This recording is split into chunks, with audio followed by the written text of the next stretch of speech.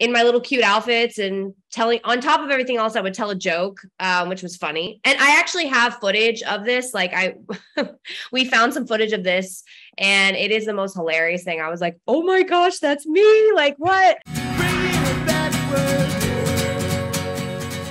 Awesome. Nice to meet you. Nice to meet you. I'm Adam. And this is a podcast about you and your journey in music. Awesome. Love that. Sweet. So I did read from Jersey, Southern Jersey. Is that what I read? I am a South Jersey girl, Jersey Shore. Awesome. What was it like growing up there? I loved it, honestly. There's not as much to do as Los Angeles and, places around the world. But there's a lot of like trees, and where I'm from is by the water, which I really love. Like I always loved water sports. I grew up doing like sailing and things like that, which is really random that people don't know about me.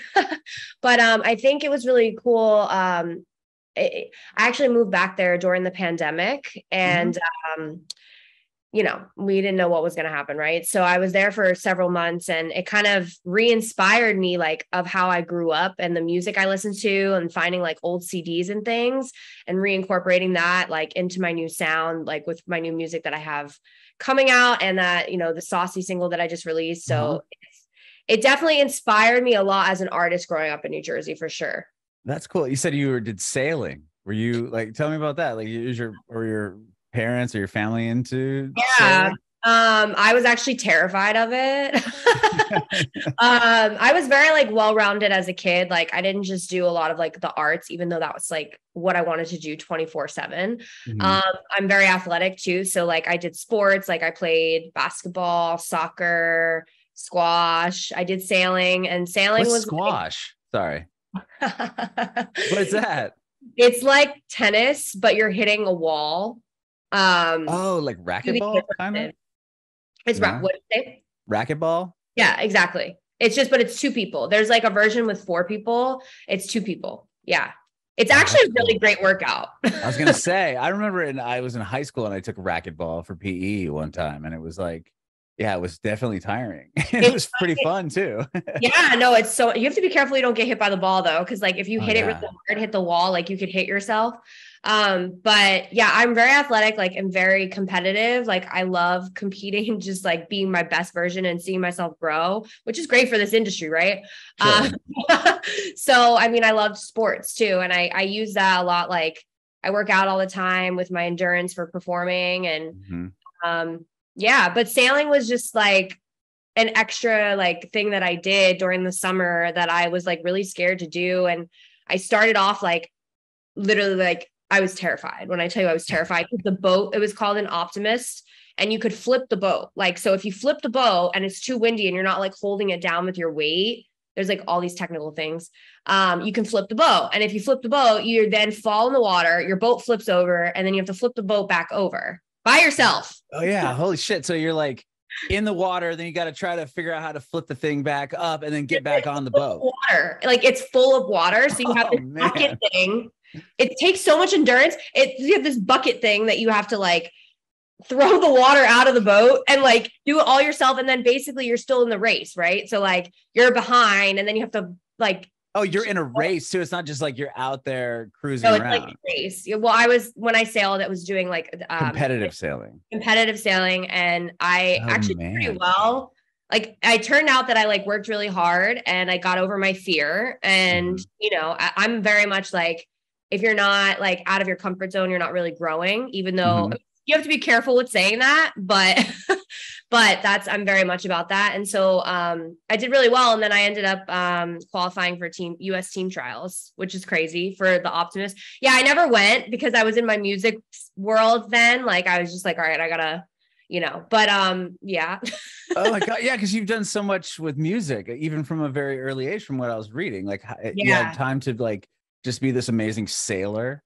Like within if I could have chosen, I would have been like, I'll I don't need to do that. Like music is my heart and soul. Like but it is great to be well-rounded, like it's always great to have those extra things and be able to be with other people and do things that are fun. And so, I did that. It was cool, but music is definitely funny. Like, if you could lock me in a studio, like I would be there 24/7. You know what I mean? So yeah. Prefer that over sailing. Oh yeah. Now my last question about this, because it's just fascinating. Have you ever tried to, because now you're in LA, have you ever tried to sail in the Pacific Ocean? I actually have. Really? I would imagine that'd be pretty insane. Well, not in the ocean. I am not like let me sail in the ocean girl. Okay, like bay.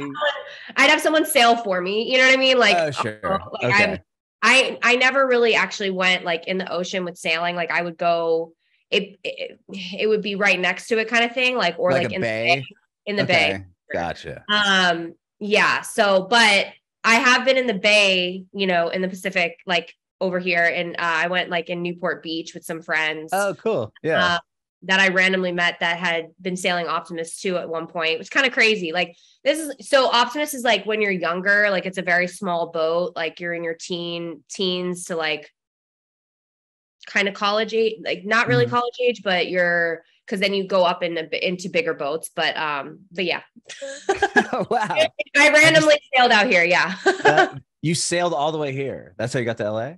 No, I'm just kidding. That would be definitely interesting. Yeah, that'd be a hell of a sail. So tell me about music. How did you get into music? From what I saw, I think you were like 4 or something like that when you started performing. Okay, tell me about that. I like I said, I was like a born to perform person. Like I literally, the minute I was born, I was probably singing, or crying singing. You know what I mean? I definitely was one of those people that I was very extra. I wanted to be in front of the camera, be on stage, like anything I could possibly do. Like even my little outfits, like I just loved being that person. And I took dance classes when I was younger. I just ate it all up. And so when I was 3, I was on a TV showcase called Al Albert's, which was in Philadelphia. And it was on a TV network. And I sang a song every week on TV. And told a joke. Wow. Yeah. Really? Yeah. You were just like you'd come out, do what, a cover song, and then tell like what little kid song, you know what I mean? Yeah. How did you get that? You just did like actually someone had told my mom about the show, and of course I wanted to do it. And I was like, always, because no one in my family's in the industry. No one sings, no one plays instruments. No one's musical at all, like nothing like that. Wow. No. And it's really wild because I've had to like always fight for that and be like learning and growing and always telling myself, this is who I am and that's who I'm going to be, you know, like always knowing that standing my ground and knowing that that's me. And that's a hard thing to do sometimes, you know, because people get lost, and it's my passion. It's my love. It's everything to me. I don't know what I would do without music. But yeah, so that's how that happened. And I like auditioned and of course got on the show, and everyone loved it and loved me. And I just kept doing it and singing a song every week and in my little cute outfits and telling, on top of everything else, I would tell a joke, which was funny. And I actually have footage of this. Like we found some footage of this, and it is the most hilarious thing. I was like, oh my gosh, that's me. Like what? But it just shows. So were you killing it? And as far as the joke went too? Like, I look at myself now and I go, wow, like this girl was born to be like a star, like literally. If that was my kid, like I would be like, wow, you know what I mean? It's me. It's just kind of crazy to watch and go back and be like, I can't believe that's me. Yeah, that's awesome. I was definitely born to do this, born to be a performer, and I love it. And so then after that, I was on. I actually got cast in Sound of Music on Broadway, and I played Gretel at 6. So you were on Broadway at 6? Yeah. Oh my gosh. A lot of people don't know, like some people know this, like this story about me, but a lot of people don't. You know, I've been working really hard my whole life and wouldn't have it any other way. But yeah, I was on Broadway at 6 and I played Gretel in The Sound of Music with Richard Chamberlain. Wow. Oh my gosh. Like people like strive their whole life to get on Broadway. I mean, that's crazy. Yeah, it was the most amazing experience. And I feel like I learned a lot in that when I was 6, you know, like it was just learning your lines and being able to work with people and be in front of all those people on stage. And immediately off the bat, like I mean, it was just a natural gift. It's a natural gift. It's a natural talent. And, you know, you get direction from your director and the people working. And then I take direction really well. And yeah, I mean, I loved it. I loved every minute of it. I learned a lot from it. And how long did you do musical theater? Or how long were you in theater? I mean, I always feel like it's part of me. You know what I mean? Like it's how I started. And, I always loved musical theater. So, but I did it. I played Annie as well at the Walnut Street Theater, which isn't a Broadway production, but it was like off Broadway, but like a big theater in Philadelphia that was famous. Cool. And that was amazing. They had like sold out shows and, yeah, I mean, that was incredible when I played Annie, because as a kid, who doesn't love Annie? Right. Right. That's like, yeah, the North Star. Annie. Yeah. Did you end up moving to Philadelphia, or was it close enough to you could just I actually sometimes I came back and forth. I'm about like 45 minutes to an hour from Philadelphia, because I'm from South Jersey, so I'm closer to Philly than I am New York. Gotcha. Yeah, so I but then I did actually stay there too, in Philadelphia, because there were a lot of shows and rehearsals and things. And you were doing that thing daily, right? That was in Philadelphia as well. Yeah. Yep. So, it's always a part of me, but so Annie was like my last big theatrical production, I guess, so to speak. But it's always a part of me. Like, you know, if things like ever came up with like a Broadway production or something, like people always tell me you should be in Mean Girls. And I'm like, I could see that. I could see that. I love that show. It's so good. I saw it on Broadway. It was amazing. I haven't seen it. I could only imagine if that's good, just how good the film is. Yeah, it's really good. Really, really good. The music's very good. Very good. That's cool. So you were done with, or that was the kind of the end of your theater career after the or not end of it, but that was kind of like you moved on to the next thing at that point. Yeah, right after that, I was 10 when I did Annie, I think. I was on Star Search, actually, CBS. Really? Yeah, so that was my first time in Los Angeles. And how did you get the gig on Star Search? I just auditioned. Like I did an open call. And then you got flown out to LA? Like I didn't think I was going to get it. It was with so it was obviously not when like Britney and Christina and Justin Timberlake and all them did it. It was like they revamped Star Search, and I was it's the season with Arsenio Hall, and he was the host. He's hilarious. Okay. Yeah, he is. And I didn't think I was gonna get it. I knew I was like at the end of like the audition process. But you know, you wait for that call, and I wasn't sure. It was like the last episode that was like going to be, you know, they were calling people for, like very last episode of the season, and for new people. And we randomly got a call like one night, and I literally fell to the floor and was like in excitement, like, oh, like freaking out. And they're like, so we need you on a plane tomorrow to come to LA. And I was like literally it was me. Oh my gosh, I have blue tongue right now. That's awesome. Mouthwash, I'm dying. But yeah, so they flew me out the next day to Los Angeles, and I still had to go through an audition process when I got out there to get on the show. And when I got out there, you know, I kept doing my thing, working really hard, and ended up getting on the actual show. And like I got through the process in LA and got on the show, was so determined. And was that nerve-wracking at all, or was it? Oh, yeah, for sure. I was going to say, but you had been on Broadway and done these big things, but I guess it would still be pretty scary. It was definitely a different thing for me. It was a TV production, you know? And so like they had us, like, I guess in some ways it's kind of like American Idol, but like it was a different show, you know, where like they do things throughout the week and you audition and be in front of people and whatever. And you don't even know, like there's people that have won the week prior that are already there to be on the show. So like you have to still like compete kind of, it runs different. It ran differently than like American Idol did, obviously, but, I was still competing to try to get on the actual show. And so I did not think I was going to get that either, to be honest. And so I went into like my final audition, which is on the stage with the cameras in front of the network with CBS. And I went out there and did my thing and killed it. I was really determined. I was like, if this is going to be my last, whatever, I'm going to go for it, you know? And I went for it and I got on. Do you remember what you sang? Happy Days Are Here Again by Barbra Streisand. Oh, there you go. Yeah. And it's so funny. I look back, I'm like, oh, it's like, I was very theatrical there. Yeah. Just so funny. But I love to belt and like sing a good song. Like it had a lot of range and like, I went for it. Like I was just like fully confident with like the hand movements and it was just so funny. And I had my hair, like I always loved braids. Like I have my hair like in like braids and it's just so funny. I'm like, see, there's that girl that's still there, you know, still part of me. But yeah, I ended up winning my round by 1 point. And then yes, it was tied. I won.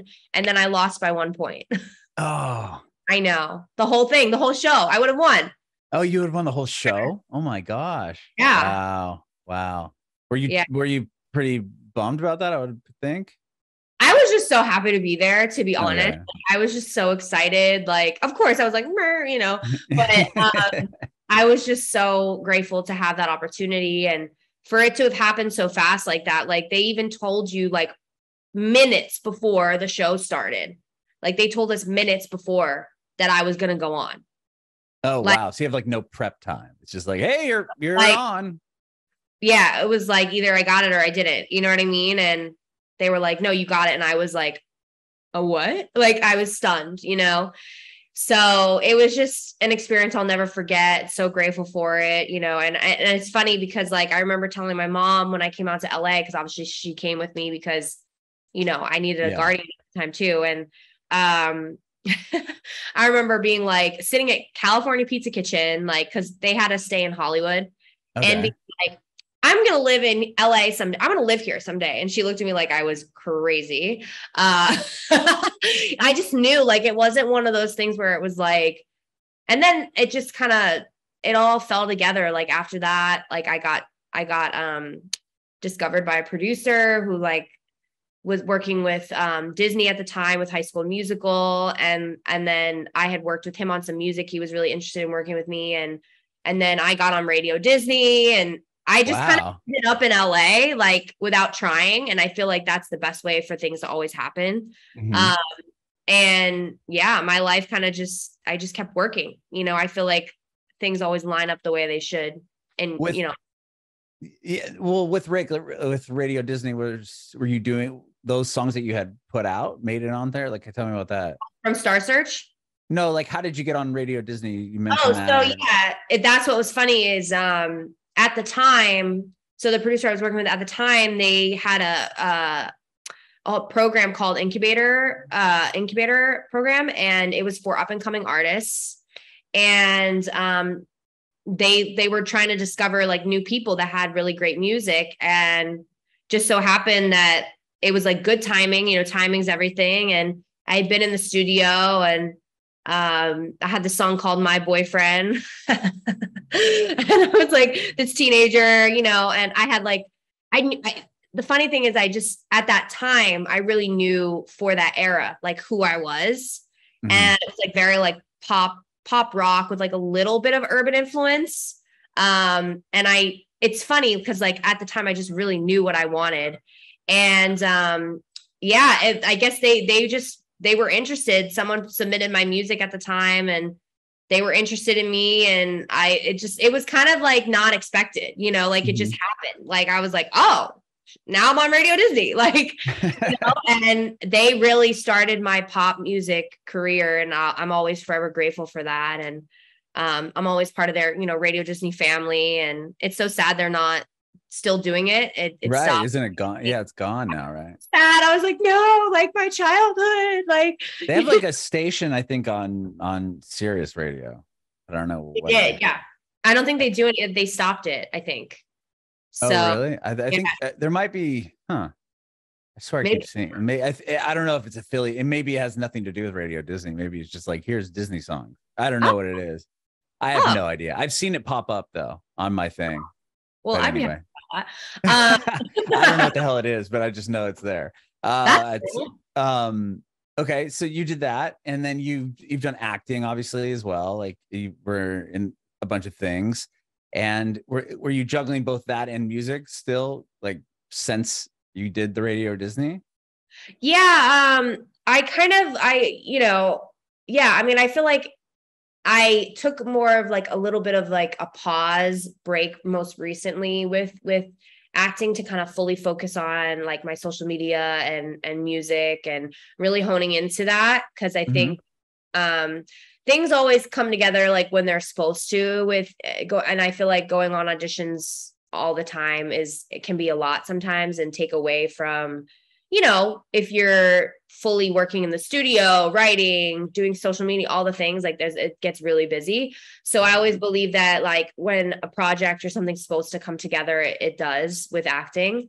And I'm excited there, definitely like, I'm sure there will be things in the future to continue doing with acting. But yeah, I was juggling both. I was more primarily music and doing all of that, but always, it's like my heart and soul. But I definitely was kind of like auditioning at the time, doing some movies and stuff. But it always works out at the right time when it's supposed to. Like that's the projects that I had done weren't like heavily in the process of me like working on an album or like doing something, so it ended up working out. I actually had been in some movies, or a movie that I had done some music for actually that ended up working out perfectly, which was meant to be.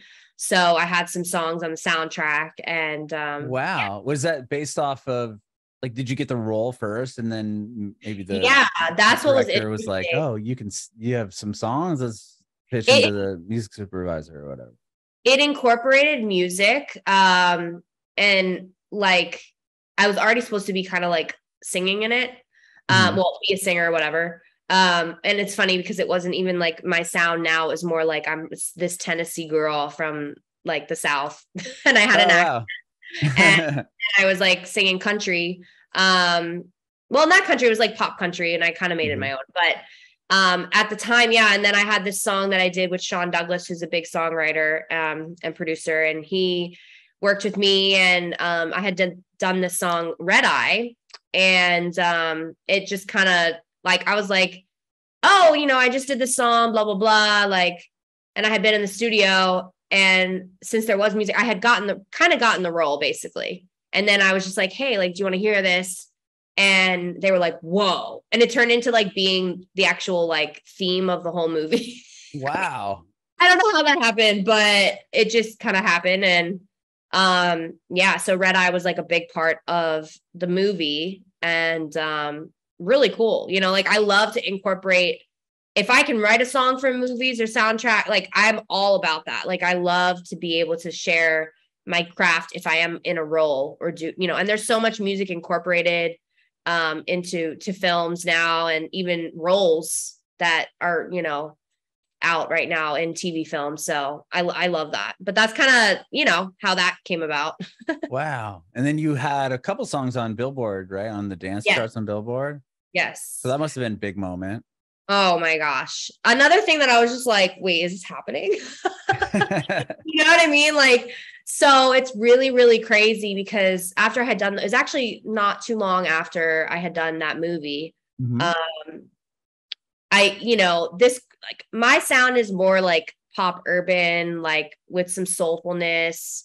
It has a little flavors of like everything. But because I'm very like diverse, and I like to incorporate little pieces of it all, however I can, which makes me different and makes me me. But so I had been like going through like a toxic relationship at the time. And like, I kind of didn't have a producer, didn't have songwriters I was working with. Like, I literally was just in that space of, I feel like every artist kind of goes through that where they're like, who am I? What's going on in my life? Like, or we all do, we're human, you know what I mean? Like go through phases of life. And you never know where the phases are going to take you.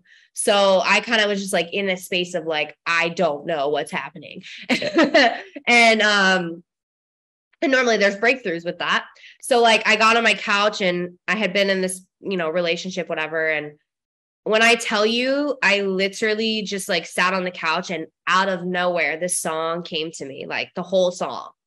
And I wrote it really, really quickly. I was just on my couch and I was like, you got me feeling this way. And that's the beginning of Hurt Me So Good, which was the song, my first song that charted on Billboard.